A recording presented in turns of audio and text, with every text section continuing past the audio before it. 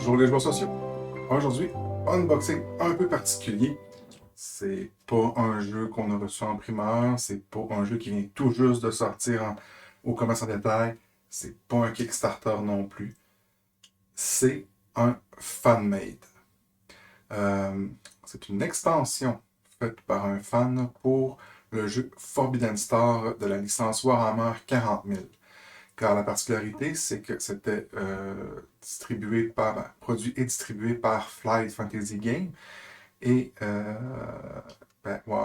Game Workshop leur a retiré la licence. Donc on s'est retrouvé avec une boîte de base, alors que l'univers de Warhammer 40 000 étant très vaste, on aurait pu attendre d'avoir plein d'extensions. Et il y a quelqu'un qui a créé les fichiers graphiques pour qu'on puisse se faire imprimer ou imprimer soi-même l'extension, une extension de 4 races supplémentaires pour jouer à Forbidden Star. Il faut savoir que soit qu'on le trouve soi-même, soit qu'on trouve quelqu'un qui l'a déjà fait imprimer et qui l'a mis en ligne. Et ça prend bien sûr le jeu de base qui n'est plus distribué. Donc pour ceux qui ont ce petit trésor entre les mains, ça peut être intéressant. Je vais mettre en description en dessous les liens pour le créateur de cette extension-là, avec où est-ce qu'on peut avoir les fichiers et ça aussi. J'ai fait imprimer ça chez The Game Crafter. Il faut savoir que moi, ce que j'ai fait imprimer, c'est que les plateaux de jeu, plateaux de joueurs et les cartes, je vais imprimer moi-même les pions sur mon imprimante 3D. Donc, c'est pas une extension qui est tout à fait complète. Si vous le désirez, vous me contacterez pour que je vous envoie le lien si vous voulez juste avoir la copie imprimée. Sachant que euh, sur mon Game Crafter, il va être mis au prix au coût, au coûtant. Je ne toucherai pas une scène là-dessus, vu que moi, tout ce que j'ai fait, c'est que j'ai pris les fichiers, je les ai mis dans les trucs là-dessus. C'est pas moi le créateur, je ne veux pas tirer de bénéfice sur le dos des autres. Mais là, c'est le temps de regarder le produit. Qu'est-ce que ça donne? Donc ici, on a les 4 nouveaux plateaux de départ pour les 4 factions. Soit les taux, les nécroïdes, la garde impériale et les tyrannides. Donc, comme le jeu de départ, c'est des plateaux recto-verso avec 4 secteurs. On voit ici. Et, euh,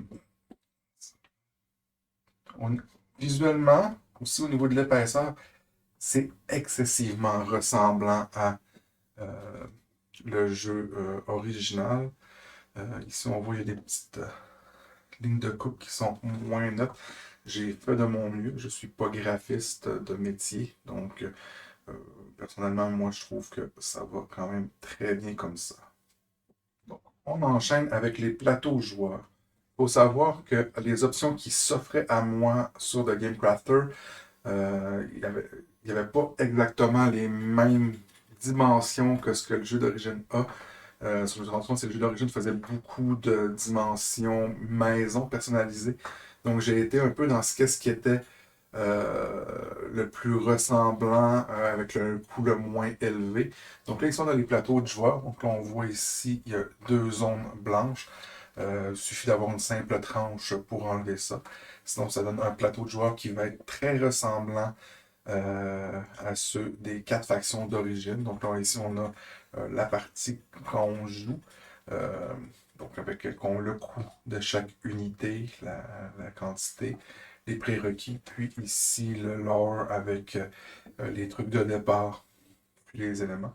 Le créateur est anglophone, donc il a fait des fichiers anglophones. Donc ici c'est Tyrannide.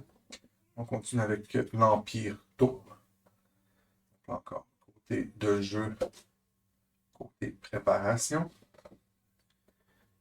Les nécroïdes, les nécrones en fait.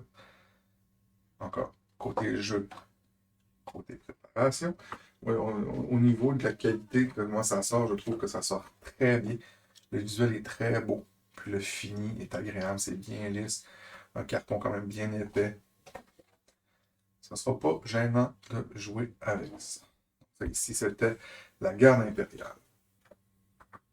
Donc maintenant, on a des cartes. On voit ici le landau, là, c'est un peu pêle-mêle. J'ai l'impression qu'ils ont mis ça au fur et à mesure qu'ils découpaient.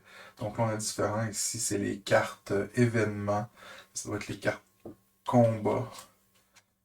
On voit ici, le visuel est quand même bien.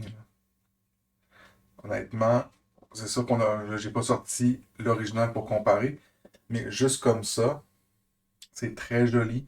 C'est pas gênant, c'est des belles cartes de belle qualité. Les illustrations sortent bien. Moi, je suis très satisfait du résultat. Surtout pour une extension qui n'existe pas. On voit quand même que la zone de découpe a été respectée. On a toutes les informations utiles.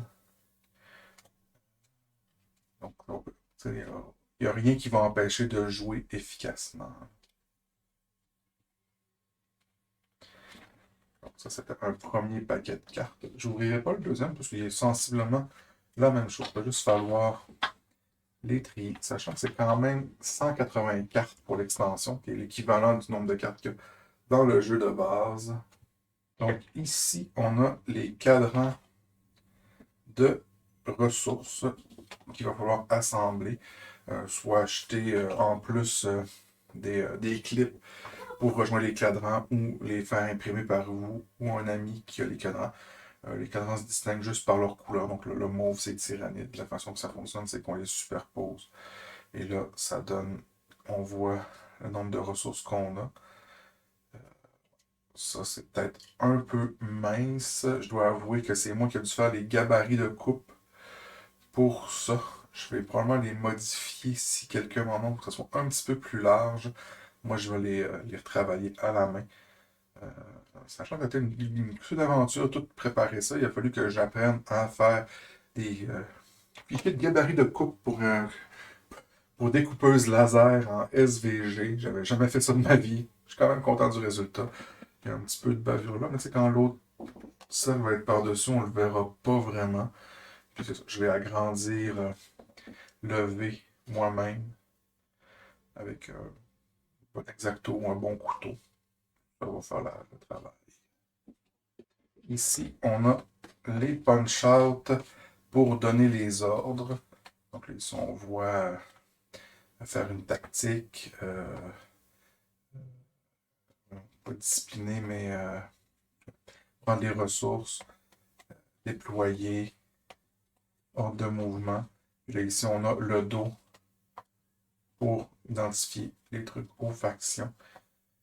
De mémoire, ils sont peut-être un petit peu plus gros que l'original, mais comme on n'a pas à les mélanger ensemble, ça ne changera pas grand-chose. Je vais juste en dépuncher un pour voir. En même temps, il faut que ça vienne là-dessus, puis on voit, ça fait très bien. Ça rentre dans la case faite pour. Donc, en gros, ça fonctionne. Encore là, les illustrations, le remplissage, tout est respecté, les couleurs sont belles. Ici, on a d'autres punch-out qui sont là, les tuiles pour dire à qui appartient. C'est ça? Ouais, à qui appartient l'usine. Ils sont peut-être un peu plus gros que ceux d'origine, mais il y en a juste un par planète. On vient le placer sur la planète pour dire que le bâtiment placé là nous appartient. Donc, pas si grave que ça prenne autant de place. De toute façon, on peut prendre tout le secteur. On comprend que c'est le secteur de la planète. Je le dis encore une fois, j'ai fait au mieux avec les dimensions de coupe qu'il me donnait. Parce que, veux pas, la coupe au laser, ça rajoute des surcoûts. On a une autre série de punch-out. Ça ici, c'est les pions d'objectif. C'est ce que les factions doivent obtenir. Donc, d'un côté, on a la faction.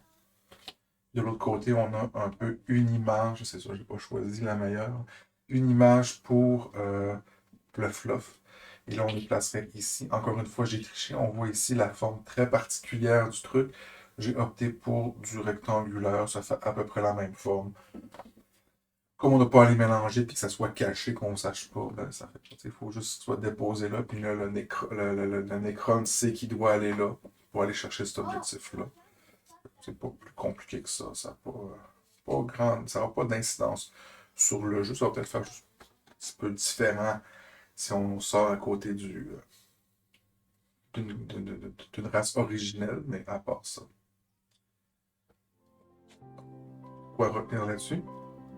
Pour une extension non officielle faite par des fans et des personnes, et moi, totalement amateurs en question de design de jeu et de graphisme, je trouve que le rendu est vraiment pas mal.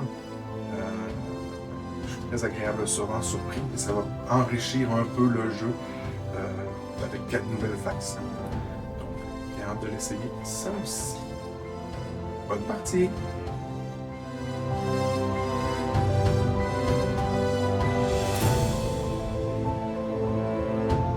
Si vous avez aimé cette vidéo, n'oubliez pas de nous donner un pouce bleu. Vous voulez en voir plus? Abonnez-vous et activez toutes les notifications pour être informé lorsque notre contenu est mis en ligne. Parce que on est plutôt chaotic good sur YouTube. On vous propose d'autres vidéos dans le même style, à gauche et à droite. Et comme vous aimez les jeux de société, venez vous asseoir à notre table tous les mardis 13h ainsi que les samedis et dimanches 20h pour vivre des parties en temps réel et interagir avec nous sur Twitch TV, On est Game.